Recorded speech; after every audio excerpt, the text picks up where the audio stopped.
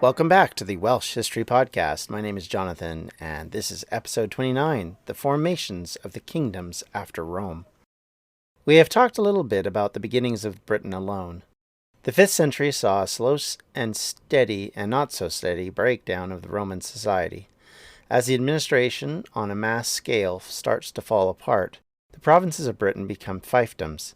No longer is there a central government or possibly a central military structure. The government of the day, likely in the eastern provinces closer to the Channel, kept more of the Roman trappings, whereas the West likely easily returned to the older ways. Within these changes, local lords and military strongmen and others, with some sort of power base, began to overcome the existing structure of society.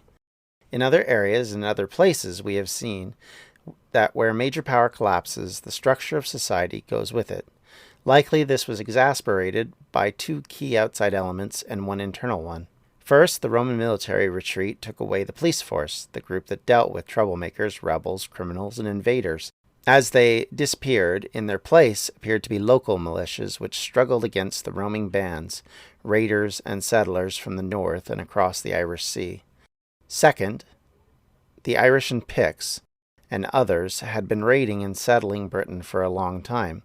And now, while the Roman professional army left, the replacements were likely locals with no central uniform system or weapons.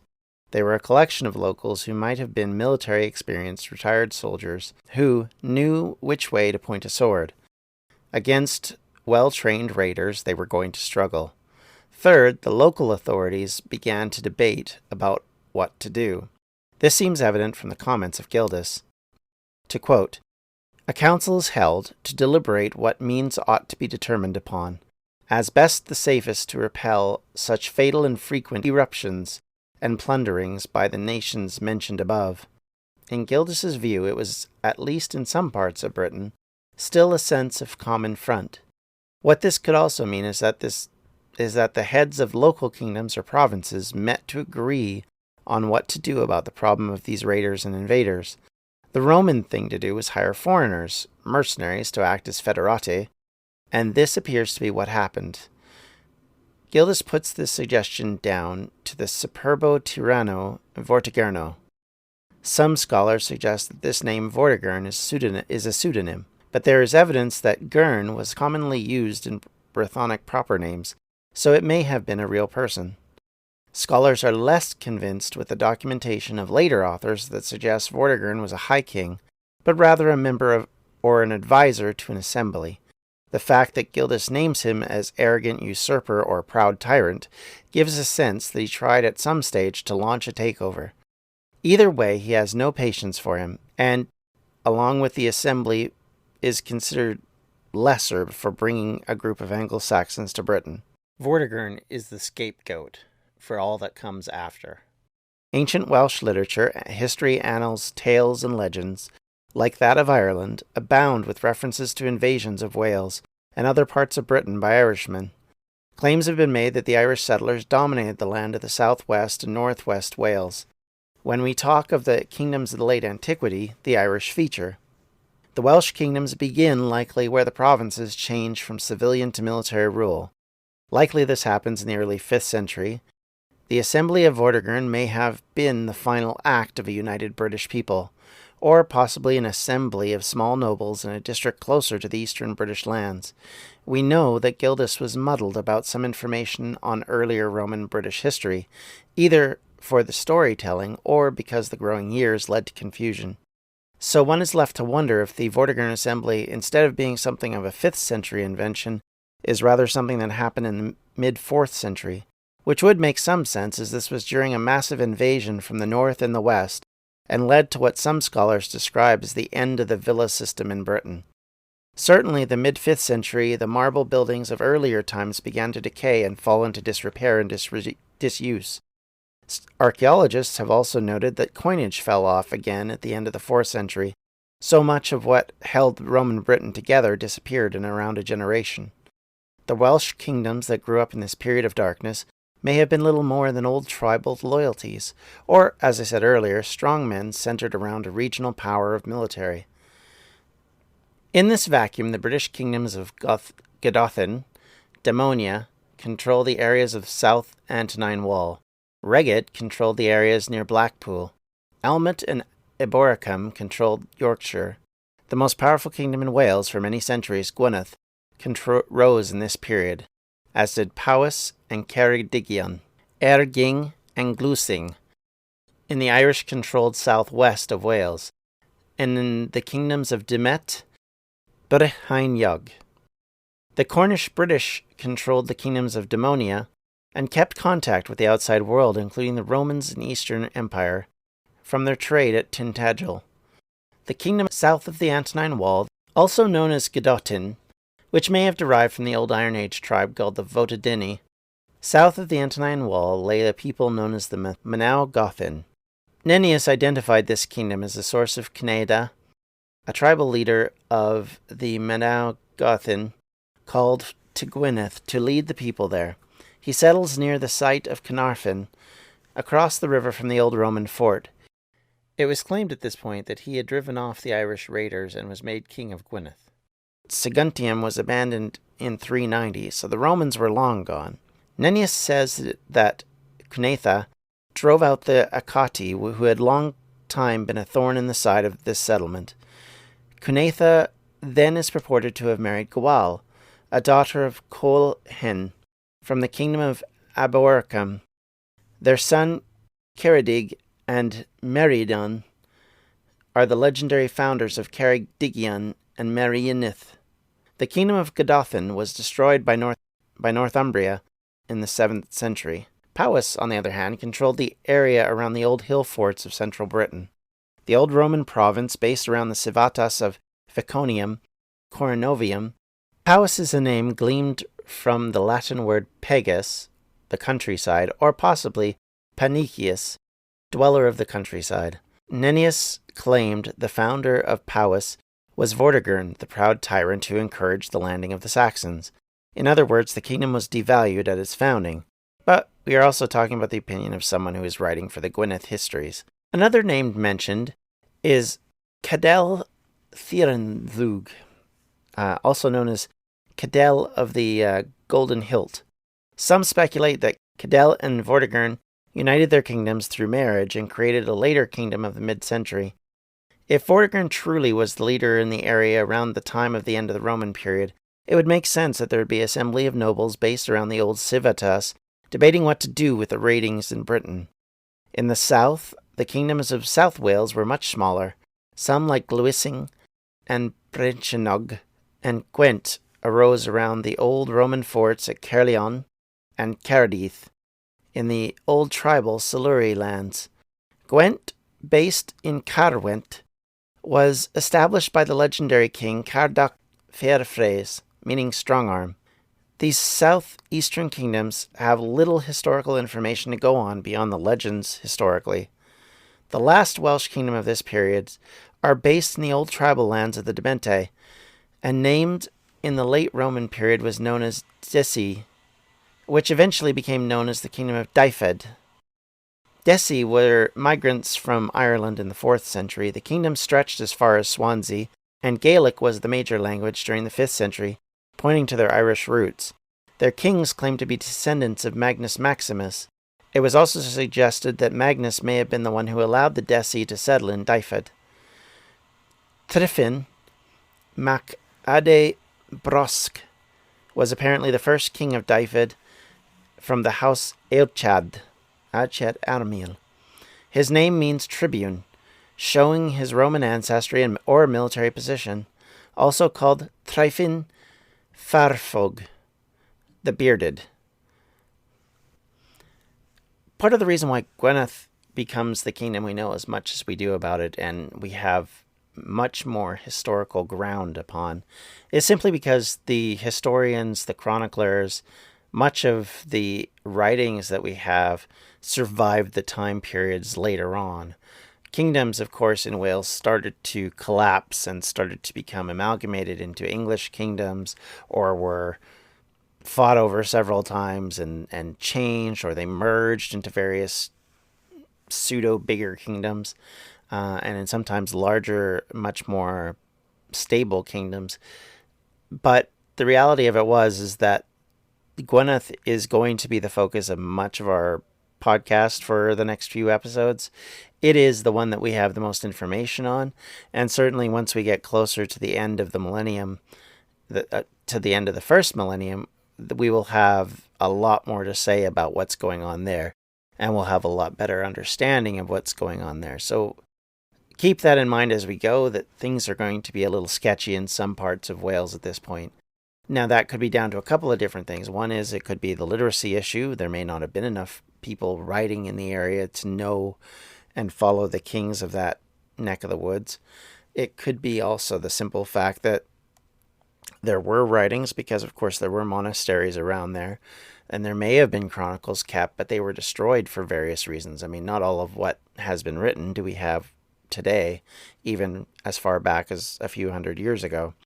We, in some ways, are lucky that we have what we have, but the other problem, of course, being the English invasion, and then eventually the Norman invasion, and then eventually, on top of everything else, the switch of the churches from being controlled by the Catholic Church to becoming an Anglicized church, and the destruction of the monasteries thereafter, probably meant we lost a lot of what we could have had.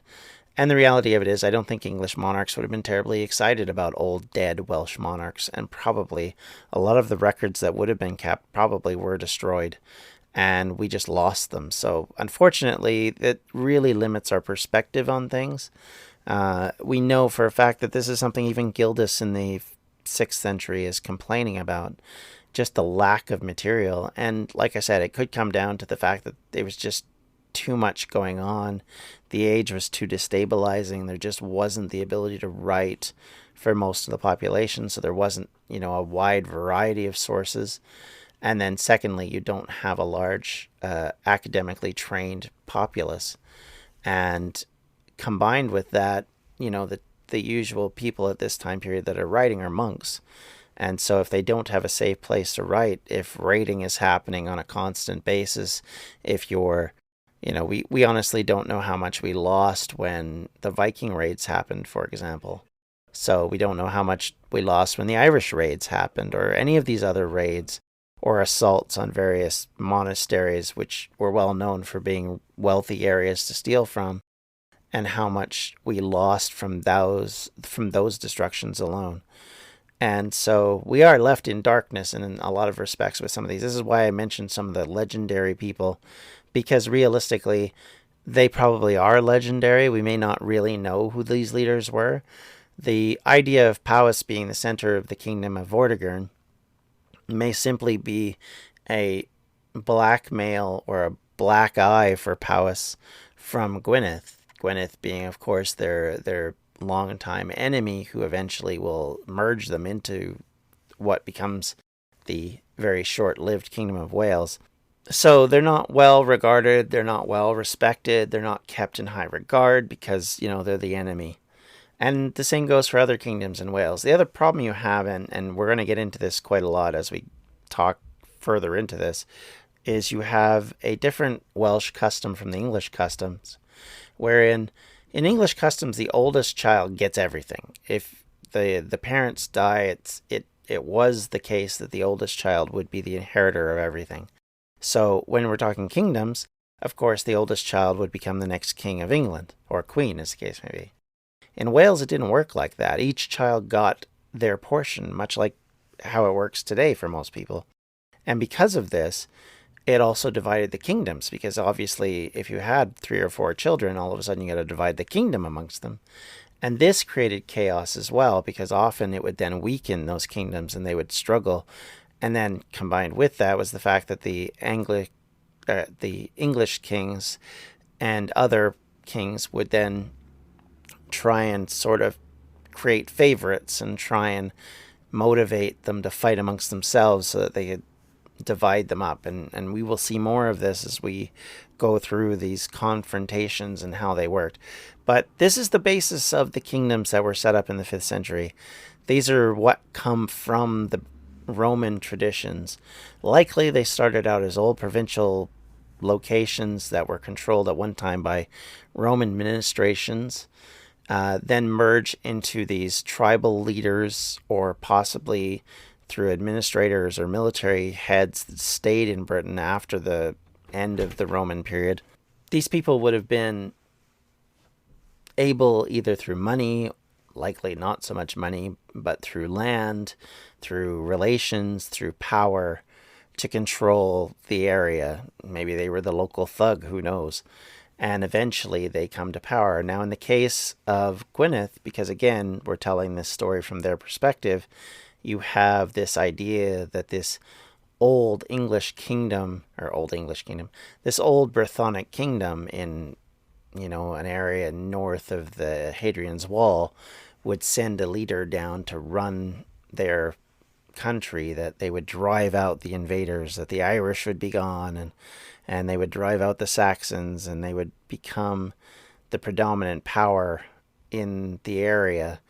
So because of these perspectives, it makes sense that they would talk of their leadership and of their ancestors as being great, strong, and mighty men. And it's very common in the way we tell stories. We always kind of look at our own memories and our own things in a different perspective than we do other people, right?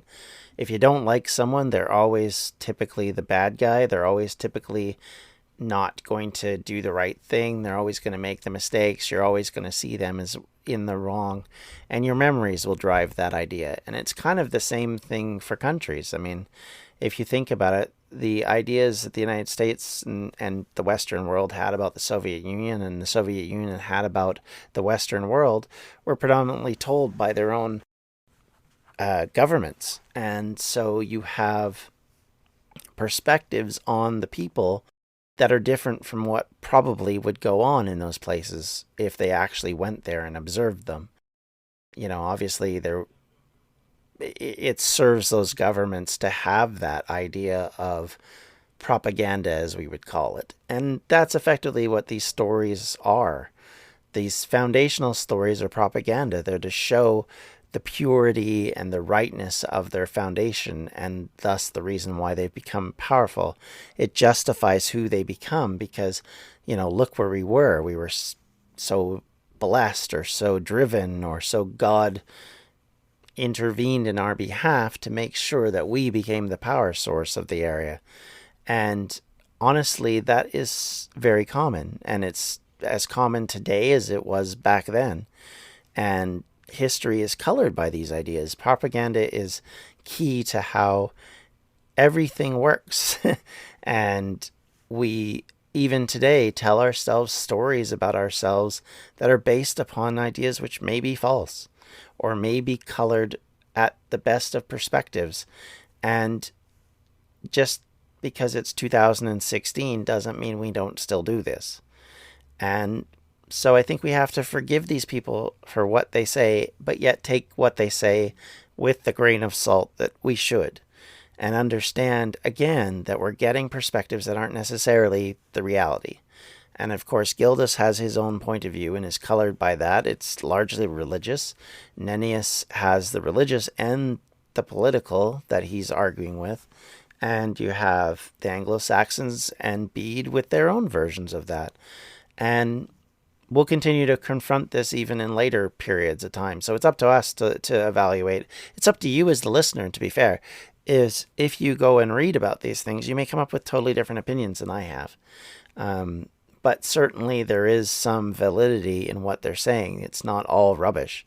There's definitely things here that in the foundations that do make sense, that do explain to some degree what went on. It's just we don't know how much of it is true and how much of it we can trust. But we'll do our best to kind of pluck the wheat from the chaff. We'll try and make sure that everything is as clear as possible, and try and make sure that we're telling stories that make sense, but also are as truthful as we can. We'll try and give some perspectives from various points of view as we go. One thing I will say is one aspect of this that you have to question and wonder about is if you're a poor person living during this period, is it rougher for you or is it the same? Has it really changed a lot? Your perspective basically is that while the leadership changes, maybe there's more problems because you've got raiding and pillaging going on, so you're probably losing items. But is it worse than than an overburdening of taxes that was happening in the late era of the Roman Empire, where emperors and usurpers were coming and going like crazy, and the taxes were going like crazy, and you are left to wonder at times if that's largely the reason why Britain had finally had enough, and once things started to decay, kind of jumped off fully. There is a letter which is claimed to be from the Emperor Honorius in the mid-5th century, which claims to be aimed towards the island of Britain, telling them to seek for themselves because they couldn't help them. Now, there's some debate amongst historians about if that's really aimed at Britain or if that's aimed at a part of Italy, which has a similar name. And that debate be what it is, but the reality of it is by then, Britain had long ago given up on them. Now, again, we're going on the written history, and the written history says that at this point is when the Saxons arrive. But likely the Saxons are already there long before that. But it may be that they started to kick off and become a real problem around then. Or possibly they were starting to migrate in much bigger numbers at this point. And we're going to get into that further next week, in 2 weeks, I want to say. We will talk further about the Angles, the Saxons, the Jutes, and others who arrive, and what they mean to Wales and to Britain as a whole, and how they arrive, and likely how things began, and then how that created the conflict that came after it. And then we'll get into other things as we get into the new year. I want to wish you all happy holidays and a happy new year. I'll obviously say that again in the next couple episodes, but I hope it's a good one for you. And next week will be a little bit different. I'm going to look at some things ordering around the holiday period, and it may be that we'll just do a sneak preview of some of the later stuff, or possibly I'm looking at some of the traditional ideas and kind of going to put those forward since the next episode comes out on the 23rd.